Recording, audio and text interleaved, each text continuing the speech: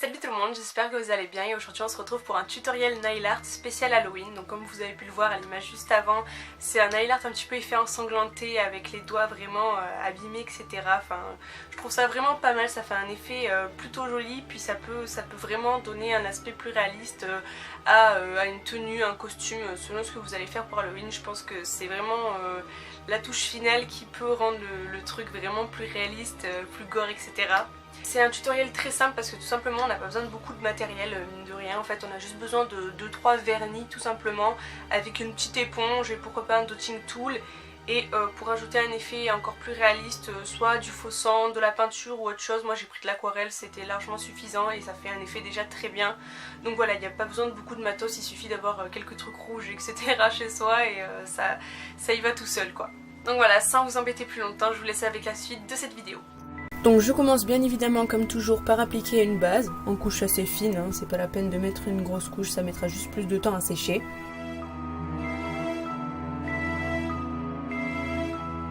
J'applique ensuite un vernis blanc, donc ça servira de base en quelque sorte pour notre motif. Donc moi je choisis du blanc mais vous pouvez prendre une autre couleur si vous le souhaitez, sachant que les motifs d'après seront rouges, voilà.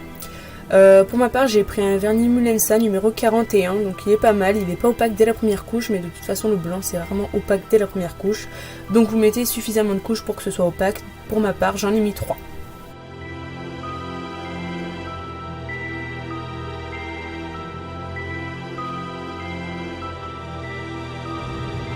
Une fois que notre vernis est bien sec, on va venir prendre donc des vernis donc de plusieurs rouges ou d'un seul si vous souhaitez, une éponge et un dotting tool. Donc on va mettre un petit peu de vernis sur l'éponge et on va tapoter tout simplement donc pour faire un petit peu des taches rouges de sang.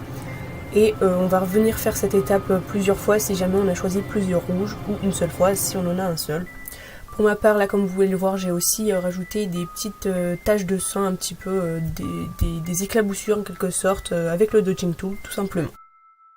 Donc là, comme je vous ai dit, je répète l'opération avec un autre rouge. Donc pour les teintes, j'ai pris le Carlo di Roma en teinte 21, donc c'est un rouge classique qu'on trouve un peu partout. Et pour le rouge plus foncé, j'ai pris un Jumet Maybelline Tenue & Strong Pro, le numéro 287 rouge couture.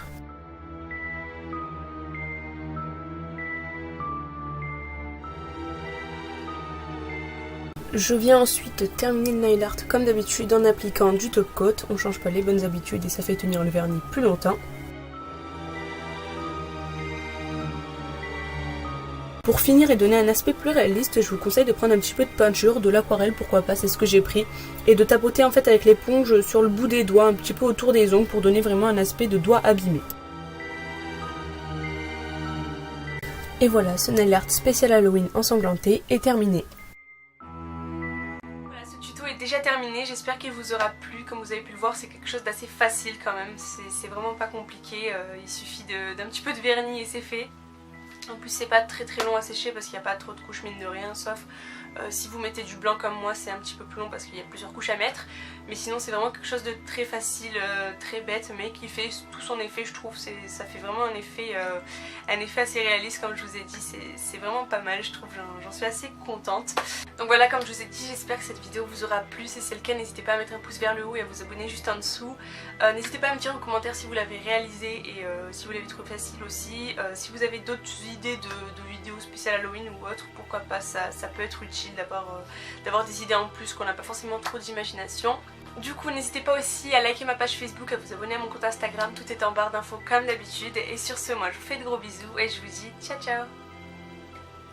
N'hésitez pas aussi à liker ma page Facebook et à vous abonner à mon compte Instagram, tout est en barre d'infos comme d'habitude. Et sur ce, je vous fais de gros bisous et je vous dis ciao ciao.